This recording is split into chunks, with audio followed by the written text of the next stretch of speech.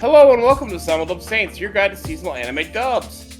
I'm your host, Laser Kid, and with me as always is my trusty co-host. Hello, I am Archangel, lover of cat girls. You've been listening to our theme song, Wherever I Go, from front of the podcast, Ampren. Please check out their awesome music, link in the description. And this episode, we are shouting out Callum Upton. More about him at the end. Ooh. This is normally where we do our news, but we're at that fun end of the year time where we're doing a couple of episodes back to back, so you guys have coverage at least to the end of the year.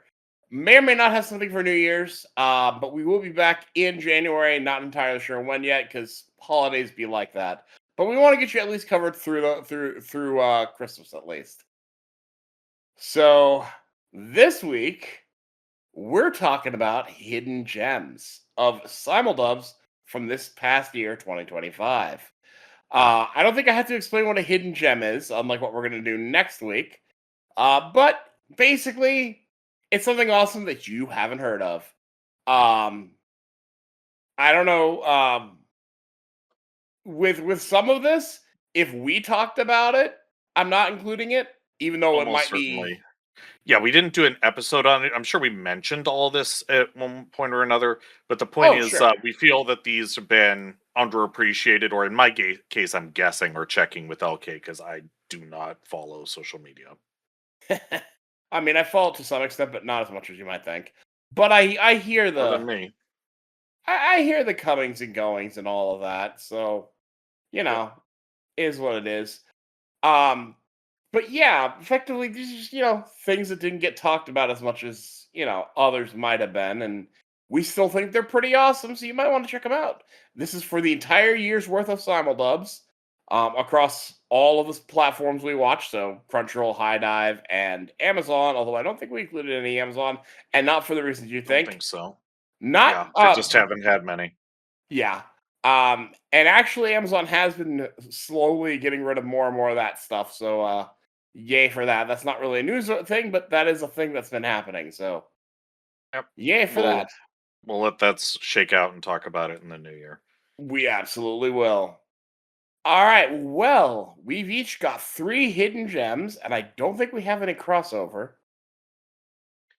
I don't believe so, but I wasn't really checking. I wasn't really checking either, but I'm gonna quickly pick at your list and mine at the same time. No, I don't see anyone. Although one of yours was almost one of mine. We're going to give honorable mentions, though, to a couple things we've already talked about. Um, of course, there's the one of the ones which we've given plenty of awards to, from Bureaucrat to Villainess. Dad's been reincarnated. Which we did an absolute full episode on, which is why we're not putting it in this list. Honey Lemon Soda, which we didn't do an episode on, but we featured it on a highlight reel for that season.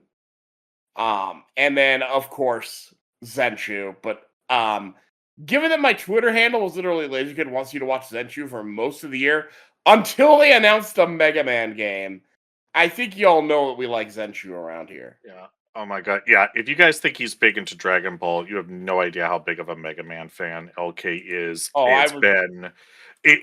He blew out my metaphorical eardrums when that happened. I mean, it was all in text, but I Yeah, it know was him. all I could hear it. case A for like 3 But yeah, lines. I could hear it. Oh my gosh. It's been a long time since 11. It was a long time between 10 and 11. Oh boy. But yeah, Ark, why don't you give us your number 3? Okay, so my number 3 is probably the cutest show of the year, in my humble opinion, which is Dungeon People, which is just so freaking funny. It is a very And funny show. and it's just a fascinating look at things from a different point of view. Conventions. It's like, how would a dungeon work? What makes it tick? And sometimes it's a natural phenomenon, sometimes it's this, sometimes it's that. In this case, it's a business. Yes, Literally. It's like, okay. absolutely. Run by a lady named Belle who hires our main character Clay to help Yeah. her run the Belle. place. who I want to marry. Yeah, that's totally one of yours, and Clay's probably one of mine. Yeah. Oh, yeah. Clay could use some hugs, but yeah, um, just to acquaint her with what a hug feels like. Yeah, we're not going to go into deep on characters or voice actors. We're just But kind of yeah. giving you overviews, but it was a very funny show, Oh yeah. And especially, I and mean, in all the and the ways that High Dive golems. likes to do.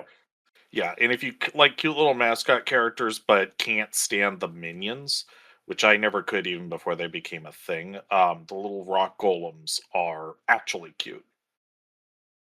I absolutely agree. They are adorable, and there was some interesting plot going on, and some intrigue, Oh things I yeah. hope they come back to at some point.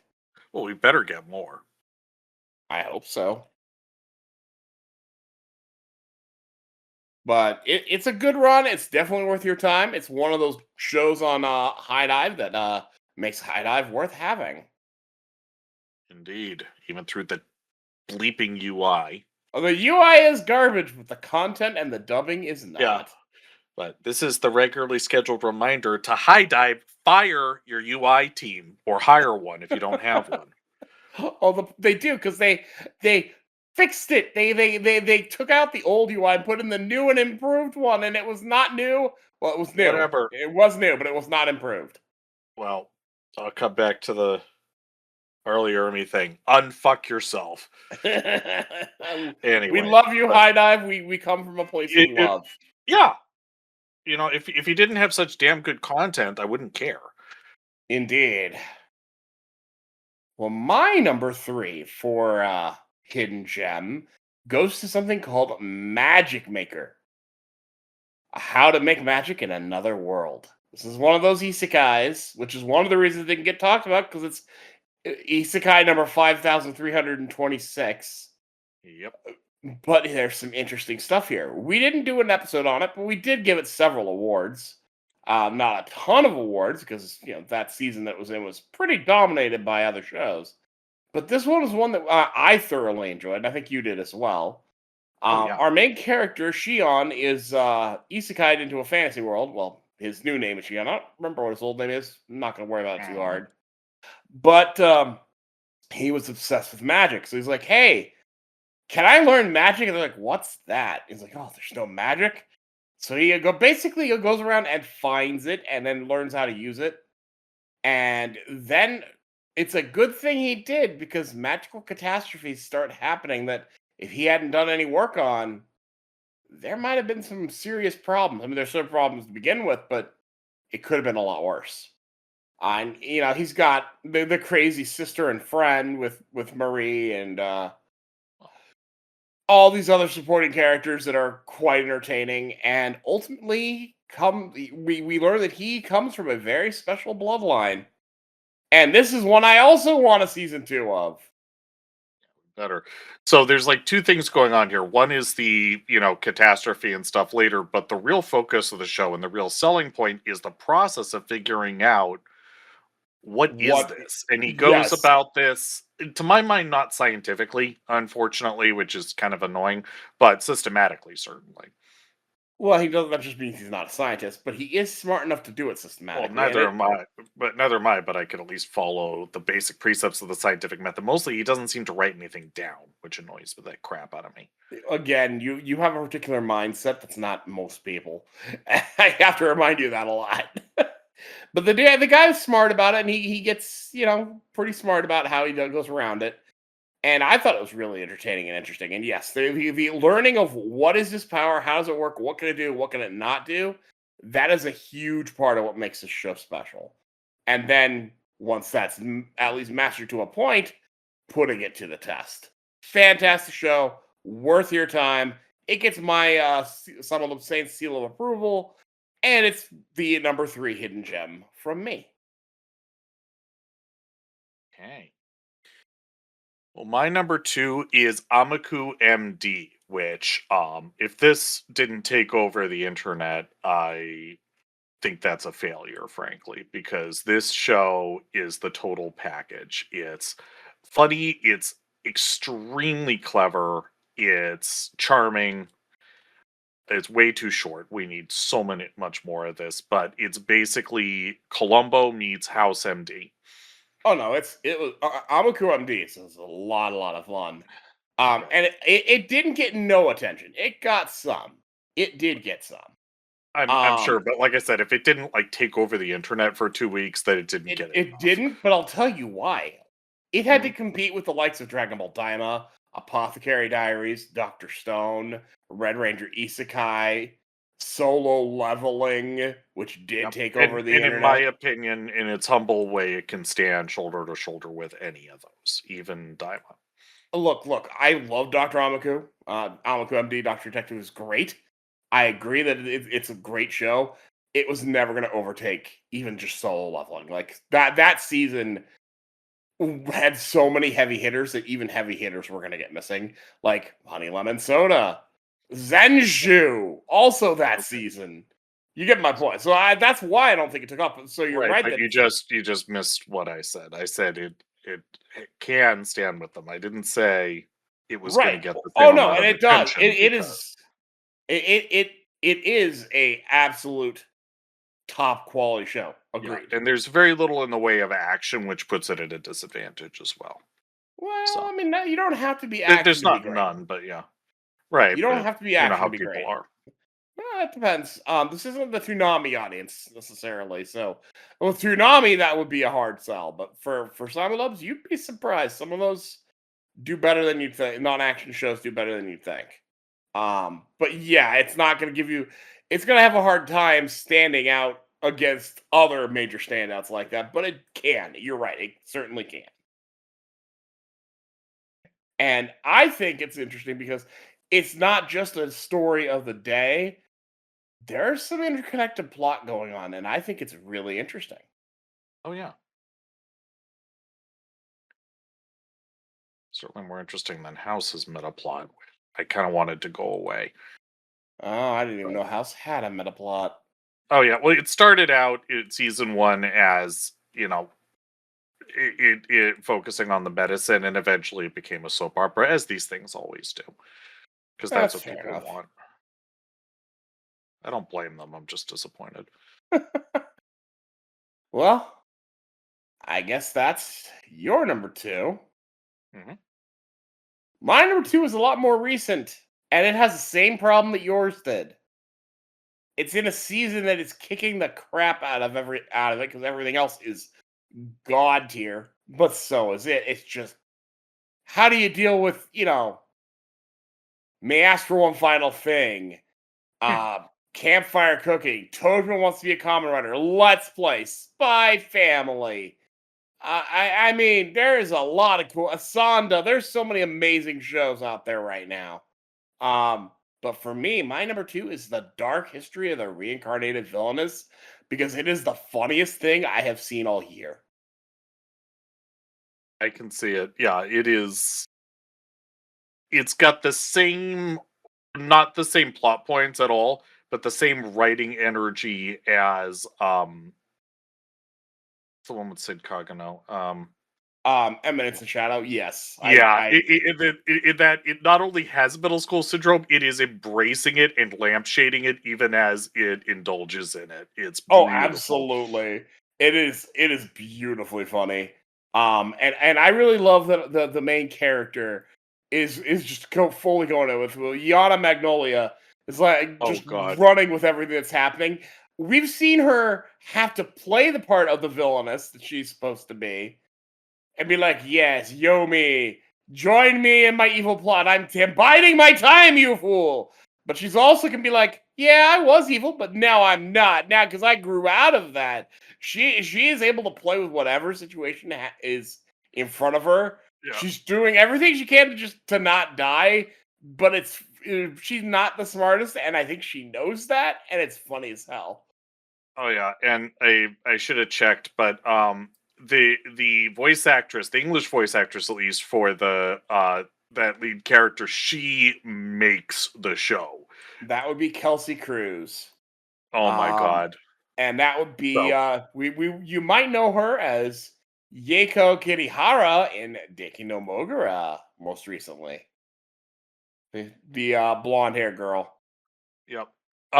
But yeah, she is just absolute commitment to the role, Oh, and she is a she makes it. beautiful. She does. I absolutely agree. I didn't prepare for voice acting actors, so like I got nothing on that. But I happen to be on a place where I can poke at that and see. Right. Yeah, so yeah, spoiler alert, she's up for an award from me. So Ooh. Well, she certainly would could have earned that. I don't remember who I gave my awards to, but I did. But yeah, no, show is a lot of fun.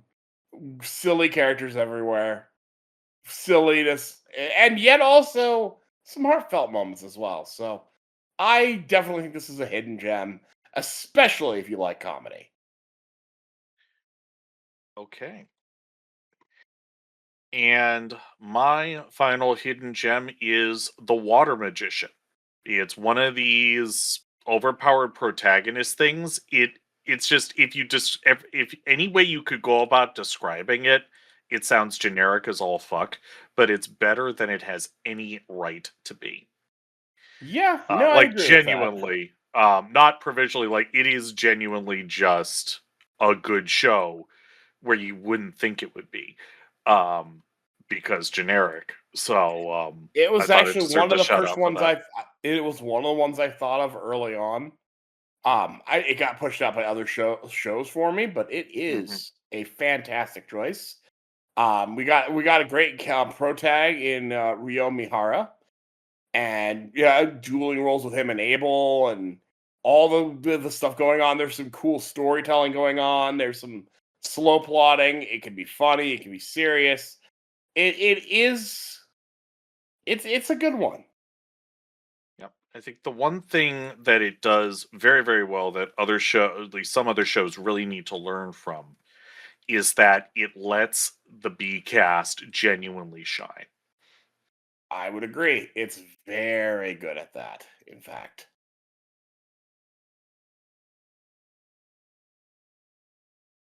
All right, I guess it's time for me to tell what my number one hidden gem of 2025 is. And that is Secrets of the Silent Witch. We gave it several Oh yeah. awards, but we didn't get to do an episode, and that is on me because I really wish we did. We almost did a couple of times, but then something else came up. Yeah. Oh But yeah. It Secrets of the is. Silent Witch is just a wonderful time. But it's about Monica Everett, the Silent Witch, so called because she is so socially awkward she learned to spellcast without speaking, which no one else can really do, Yeah. except for Was her. previously thought to be impossible. Indeed. Well, she is being put in bodyguard duty over, I believe, it's the second prince. Yeah, I mean, never mind the politics, but she basically has to. She's technically an adult, but she's still relatively young, and more to the point, she still looks like she's in high school. She's very So petite. yeah, quite adorable, in fact. And so she and her little kitty familiar are sent undercover to a very prestigious, Royal Academy type place to watch over this prince, and it's she didn't really socially speaking she didn't really attend school first time around, so she's actually getting school for the first time in her life because she kind of makes friends and they keep dragging her into stuff, and it's adorable. And what's fun is she gets to play the part of a servant of another girl, Isabel Norton, who because all the other students know her as Monica Norton because they don't want them to know who she really is. So on the face of it, Isabel's totally abusing her, but in reality, she's like her number one supporter. I love the little things like Oh that. yeah, she's yeah. How was that? Was that properly villainous like? Oh my god, this show it is amazing. Oh Definitely yes. worth your time. If you like the whole court romance stuff that's going on, I wouldn't say this is a romance, but it's got that kind of an energy to it. It could be. Yeah, it's just nice. I'd agree. I definitely agree. So that is my number one hidden gem of 2025.